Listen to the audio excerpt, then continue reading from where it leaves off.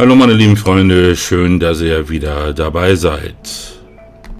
Auch heute geht es wieder um sehr alte Fälle, allerdings um gelöste Fälle. Zu diesem Video muss ich erstmal ein paar Sachen erzählen. Und zwar ging es ursprünglich um 2 Anhaltermorde, von denen einer geklärt war und der andere laut eigentlich einer sehr zuverlässigen Quelle nicht.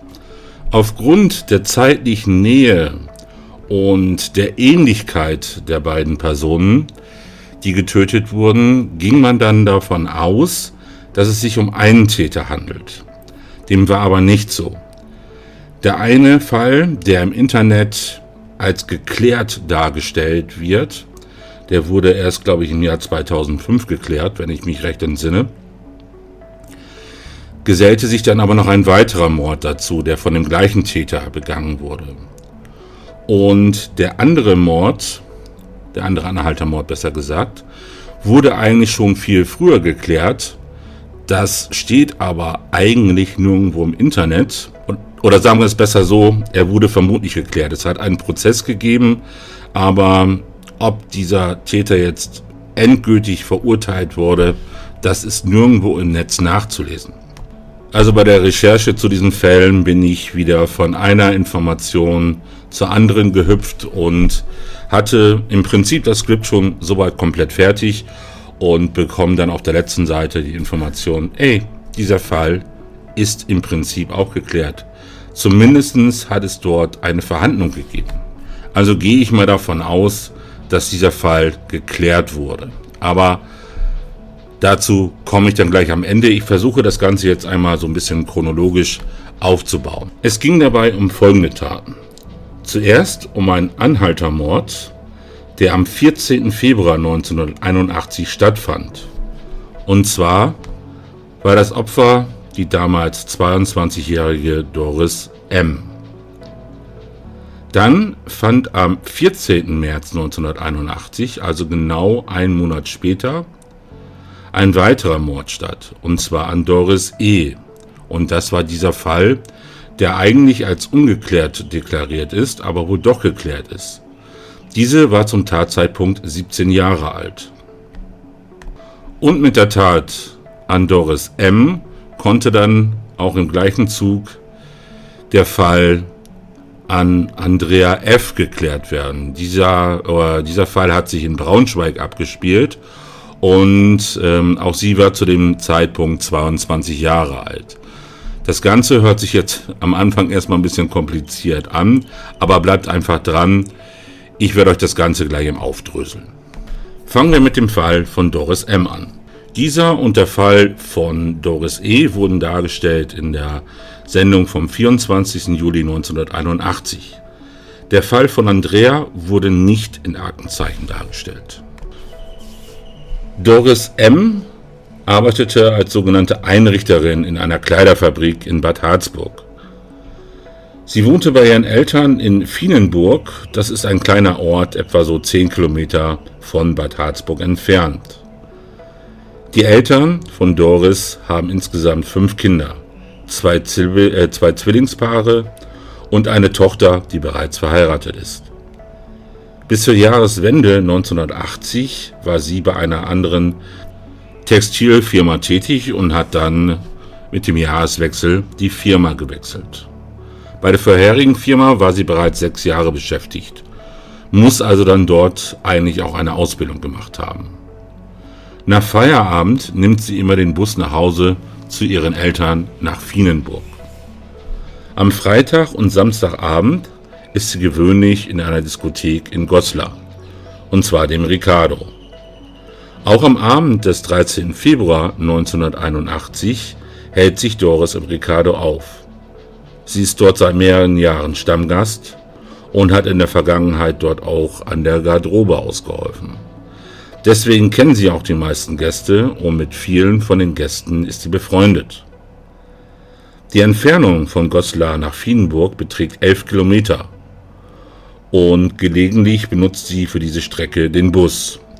Meistens aber lässt sie sich von Freunden oder Bekannten im Auto mitnehmen. Und gewöhnlich ist es auch so, dass Doris wohl am Wochenende etwas länger schläft als der Rest der Familie, wegen ihrer ausgiebigen Diskothekenbesuche. Für den 14. Februar, also am Tag ihres Verschwindens, hat sie einen Besichtigungstermin für eine Wohnung vereinbart. Denn sie möchte sich langsam etwas von der Familie abnabeln und ihrer eigenen Wege gehen. Und diese Wohnung möchte sie zusammen mit ihrer Freundin besichtigen. Und am Abend ist geplant, wieder in die Diskothek Ricardo nach Goslar zu fahren. Am Abend, als sie das Haus verlässt, geht sie zuerst in die Gaststätte Germania-Quelle. Die liegt in unmittelbarer Nähe des Wohnhauses von der Familie. Dort halten sich oft auch Gäste auf, die dann später mit dem Wagen nach Goslar weiterfahren. Und sie hoffte dann auch für diesen Abend eine Mitfahrgelegenheit nach Goslar zu bekommen. Dies ist auch mittlerweile für sie Gewohnheit geworden, denn sie mag es eigentlich nicht, zu völlig Fremden ins Auto zu steigen, also praktisch zu trampen. In der Darstellung ist es dann so, dass der Wirt die anwesenden Gäste befragt, ob jemand nach Goslar fährt und Doris mitnehmen kann. In dieser Zeit versucht Doris, ihre Freundin telefonisch zu erreichen. Sie erreicht diese aber nicht und auch der Wirt hat keine guten Nachrichten. Denn er hat keine Mitfahrgelegenheit für Doris nach Goslar finden können, zumindest niemanden, der in naher Zukunft dorthin fährt. Doris weiß, dass Trampen gefährlich ist. Sie will aber unbedingt nach Goslar. Also wird sie an diesem Abend trampen und macht sich zuerst zu Fuß auf dem Weg zum Ortsausgang. Gegen 20:15 Uhr kommt sie dann an einer Bushaltestelle an, die bei den jungen Leuten auch als Ausgangspunkt für Anhalterfahrten genutzt wird. Etwa um die gleiche Zeit macht sich in Goslar ein Ehepaar mit dem Auto auf den Weg nach Finnenburg. Sie werden die gleiche Straße, aber in entgegengesetzter Richtung benutzen, die Doris als Anhalterin fahren will. Um 20:20 Uhr wird Doris das letzte Mal lebend am Ortsausgang Finnenburg gesehen. Also vermutlich an der Stelle, von der sie mit dem Trampen gestartet ist. Und zwar von einem anderen Ehepaar. Diese kennen die Familie Mund persönlich und man kann daher sicher sein, dass sie Doris eindeutig erkannt haben. In der Darstellung fährt das Paar an Doris vorbei und die beiden sprechen dann im Auto darüber, ob man noch einmal umdrehen soll, um Doris vielleicht mitzunehmen. Man ist sich dann aber einig, Doris zu spät gesehen zu haben und man eigentlich schon zu weit weg ist, um noch einmal umzudrehen. Das Paar, welches von Goslar nach Finnenburg unterwegs ist, braucht für diese Strecke so circa 7 bis 8 Minuten. Und als diese an der Bushaltestelle vorbeikommen, die Doris als Ausgangspunkt ihrer Fahrt gewählt hat, steht dort niemand mehr. Im Ricardo warten dann ihre Freunde auf Doris, aber dort kamen sie nie an. Schon am nächsten Morgen wird in einem unwegsamen Gelände neben der Straße, die Goslar in Finnenburg verbindet, die Leiche von Doris gefunden. Der Täter hat Doris mit einem stumpfen Gegenstand erschlagen.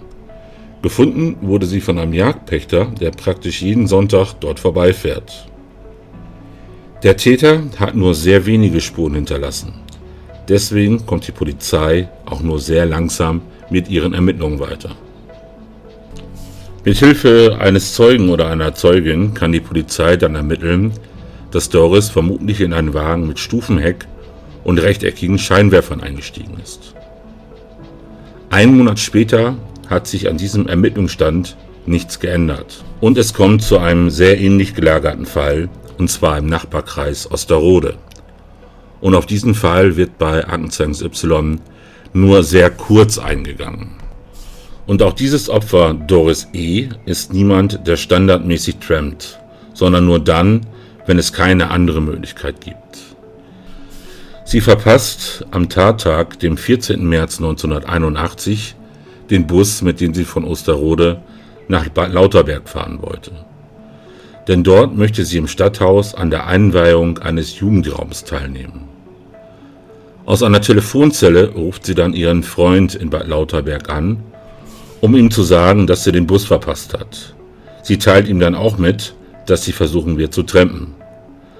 Es hört sich dann in der Darstellung so an, als wenn es das erste Mal ist, dass sie trampt. Und in dieser Aktenzeichen Y-Sendung wird Doris E. dann noch als vermisst geführt. Dann gibt es einen Artikel im Hamburger Abendblatt, da habe ich einen entsprechenden Ausschnitt davon. Und da steht: Das Schicksal der seit 2,5 Jahren vermissten Doris E. aus Osterode im Harz ist aufgeklärt. Wie die Kriminalpolizei in Goslar mitteilte, wurde die mit Erdreich bedeckte Leiche des damals 17 Jahre alten Mädchens von Wanderern in einem Waldstück bei Bad Grund entdeckt. Nach Angaben der Polizei konnte das Mädchen zweifelsfrei identifiziert werden. Nach den jetzt vorliegenden Untersuchungsergebnissen ist Doris ermordet worden. Doris E. hatte am Abend ihres Verschwindens ihren Eltern mitgeteilt, sie wolle per Anhalter nach Bad Lauterberg fahren. Also ein bisschen anders als in der Darstellung bei Aktenzeichen Y. Da hatte sie es ja dann ihrem Freund am Telefon mitgeteilt und die Eltern konnten laut der Darstellung da gar nichts davon wissen. Gegen 19 Uhr war sie noch an der Schnellstraße zwischen Osterode und dem Südharzer Kurort gesehen worden. Danach verlor sich ihre Spur. Intensive Verhandlungsmaßnahmen der Polizei, einschließlich eines Aufrufes in der Fernsehsendung Aktenzeichen Y ungelöst, waren ohne Erfolg geblieben. Aufgefunden worden ist die, glaube ich, im Oktober 1983, wenn ich mich da recht entsinne. Das Verbrechen an der 22-jährigen Doris M. aus Fienenburg, die 4 Wochen vorher im Februar 1981 beim Trampen getötet worden war, ist ebenfalls noch nicht aufgeklärt. Sie war an der Bundesstraße zwischen Goslar und Fienenburg gefunden worden. Trotz fehlender Beweise waren beide Verbrechen in Zusammenhang gebracht worden. So, das waren dann die beiden Trampermorde, bei denen halt der Fall von Doris M. deutlich im Vordergrund stand. Interessant ist natürlich hier an diesem Fall erst einmal, dass beide den Vornamen Doris haben. Zweitens, die Taten genau einen Monat auseinander liegen und sich beide vom Typ her, also zumindest vom Gesicht her, würde ich sagen, sehr ähneln. Aber kommen wir da mal zur Auflösung der Fälle. Und dazu gibt es dann einen Artikel, der auch nochmal kurz den Fall oder die Situation schildert. Doris M. war 22 Jahre alt, als sie ihren Mörder traf. Es ist der 14. Februar 1981. Gegen 20 Uhr macht die junge Frau aus dem niedersächsischen Fienenburg sich auf den Weg in die Goslarer Diskothek Ricardo. Wie schon häufiger trampt sie. Als ein orange-roter Audi 80 hält, steigt sie ein. Das passt dann zu dieser Zeugenaussage. Da hatte man ja gesagt, dass sie in einen Wagen mit Stufenheck und eckigen Scheinwerfern eingestiegen ist. Und genau das hat dann ein Audi 80, der in diesem Zeitraum da gebaut worden ist. Wenn es ein alter Audi 80 war, dann hatten die meist runde Scheinwerfer, aber ich gehe mal davon aus, dass es dann ein Audi 80 neuerer Bauart war. Doch statt in die neue Kreisstadt zu fahren, biegt der Fahrer plötzlich in einen Feldweg ein. Er will Sex. Doris M. wehrt sich, versucht wegzulaufen. Der Mann verfolgt sie, würgt sie und schlägt zu. Sie stirbt an schweren Kopfverletzungen. Am nächsten Tag wird ihre Leiche gefunden. Der Täter bleibt unentdeckt. Bis jetzt. Nach 24 Jahren ist es der Polizei gelungen, den Mord an Doris M. Donner aufzuklären. Eine DNA-Analyse brachte die Ermittler auf die Spur eines heute 54 Jahre alten Mannes. Dieser Artikel und die Aufklärung stammen aus dem Jahr 2005. Das Material war bereits am Tatort mit einer Zigarette gesichert worden, konnte aber mit den damaligen Untersuchungsmethoden nicht ausgewertet werden. Als die Polizei die Spur im Zusammenhang mit einem anderen Fall beim Landeskriminalamt Hannover neu überprüfte, wurde auch ein Abgleich mit der Gendatenbank veranlasst. Ein Treffer. Die Merkmale wiesen auf den 54-Jährigen aus Vilenburg. Er sitzt wegen anderer Delikte bereits seit 1985 im Gefängnis. Auch zum Zeitpunkt des Mordes an Doris Mund verbüßte der Mann eine Strafe wegen Raubes. Doch er hatte Freigang. Es ist eine enorme Genugtuung, den Täter nicht zu haben, sagte der Braunschweiger Oberstaatsanwalt. Schon 1985 habe er den Mann mehrfach vernommen. Damals ging es um eine Serie brutaler Raubüberfälle und den Mord an der Braunschweiger Modeverkäuferin Andrea Fechner. Sie war am 7. Januar 1981, 6 Wochen vor dem Tod Doris Munds, in einer Boutique überfallen, vergewaltigt und so brutal zusammengeschlagen worden, dass sie starb. Heute ist klar, auch sie wurde ein Opfer des Vilenburgers, der zu diesem Zeitpunkt, wie beim Mord an Doris Mund, Freigang hatte. Ich war schon damals überzeugt, dass er Fechners Mörder war, aber wir hatten nicht genug Beweise, sagte er, also der Oberstaatsanwalt. So wurde der 54-Jährige 1985 nur wegen räuberischer Erpressung zu 15 Jahren plus Sicherheitsverwahrung verurteilt. Jetzt nach dem DNA-Treffer hat der zweimal geschiedene Mann beide Taten gestanden. Wir sind alle sehr froh, dass er endlich gefunden wurde, sagte die Mutter von Doris M. Über Details will sie nicht mehr sprechen. Nur so viel, ihre 4 Kinder hätten ihr immer viel Kraft gegeben. Das war dann einmal die Aufklärung des Falles von Doris M. Und damit konnte auch dann der Fall von Andrea F. aufgeklärt werden. So, und jetzt kommen wir nochmal zu dem Fall von Doris E. Wie schon gesagt, in einer zuverlässigen Quelle oder in allen zuverlässigen Quellen steht eigentlich, dass dieser Fall nicht aufgeklärt ist. Aber durch Zufall bin ich in einem Forum auf eine Information gestoßen, dass dem Täter zumindest der Prozess gemacht wurde. Ich lese euch einmal mal vor, was ich dort gefunden habe. Nach 30 Verhandlungstagen scheint sich ein Ende abzuzeichnen. Das Verfahren gegen den 23-jährigen Arbeitslosen Jürgen V. aus Bad Lauterberg, dem der Mord an Doris E. vorgeworfen wird, gibt es jetzt zum 3. Mal Plädoyers. Die Staatsanwaltschaft fordert 3 Jahre Haft wegen Totschlags in einem minderschweren Fall. Die Verteidigung plädiert auf Freispruch. Nach Auffassung der Staatsanwaltschaft habe sich an der Täterschaft kein Zweifel ergeben.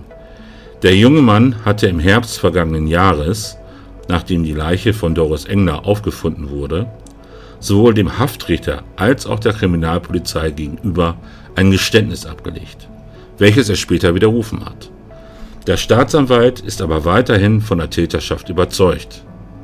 Und dieser Prozess, also der hat bereits 1984 stattgefunden. Ob er jetzt letztendlich verurteilt wurde, das habe ich nirgendwo finden können, aber ich bin schon mal froh, überhaupt diese Information gefunden zu haben, dass dementsprechend dort eine Gerichtsverhandlung stattgefunden hat. Ich gehe mal ganz fest davon aus, dass der Täter oder der vermeintliche Täter verurteilt wurde, weil wenn er schon Geständnis zweimal abgelegt hat, dann spricht relativ wenig dagegen, dass man ihn dann nicht verurteilt, auch wenn er es widerrufen hat. So, es gibt natürlich jetzt keinerlei Informationen im Internet zu finden, was denn jetzt dort genau passiert ist oder was passiert sein soll. Weil wenn der Staatsanwaltschaft 3 Jahre Haft wegen Totschlags in einem minderschweren Fall fordert, dann kann ich mir fast nur vorstellen, dass es irgendwie zu einem Streit oder ähnliches gekommen ist, da dann eventuell zu einem Handgemenge, die dann, sage ich mal, gestürzt ist oder irgendwo gegengeprallt ist und daran gestorben ist. Ja? Weil ansonsten kann man sich es eigentlich fast nicht vorstellen, wie es zu einer solchen Forderung von der Staatsanwaltschaft kommt. So, das sind diese beiden Fälle, die resultierten durch das Fahren per Anhalter. Die erste Tat an Doris M. hat sich ja als ein klassischer Anhaltermord herausgestellt, und was eben bei dem zweiten Fall passiert ist, Wie schon gesagt, da gibt es wirklich wohl keine Möglichkeiten, das herauszufinden, weil im Internet einfach nichts steht. Ich habe, glaubt es mir, sehr intensiv gesucht. Ansonsten wäre ich mit Sicherheit auch nicht auf den Punkt gekommen, dass in diesem Fall eine Verhandlung stattgefunden hat. Gut, zu spekulieren brauche ich hier ja nicht großartig. Es ist nur schon schlimm, dass 2 Taten passiert sind, einmal an Doris M. und an Andrea F., während ein verurteilter Straftäter auf Freigang ist. Naja, zumindest dürfte er jetzt nicht wieder rauskommen, wenn er dann überhaupt noch lebt. Zur Identität dieser Person konnte ich jetzt nichts weiter rausfinden. Gut, das war es jetzt von meiner Seite aus. Ich bedanke mich erstmal wieder fürs Zuhören oder fürs Zuschauen, je nachdem, wie ihr meinen Content konsumiert.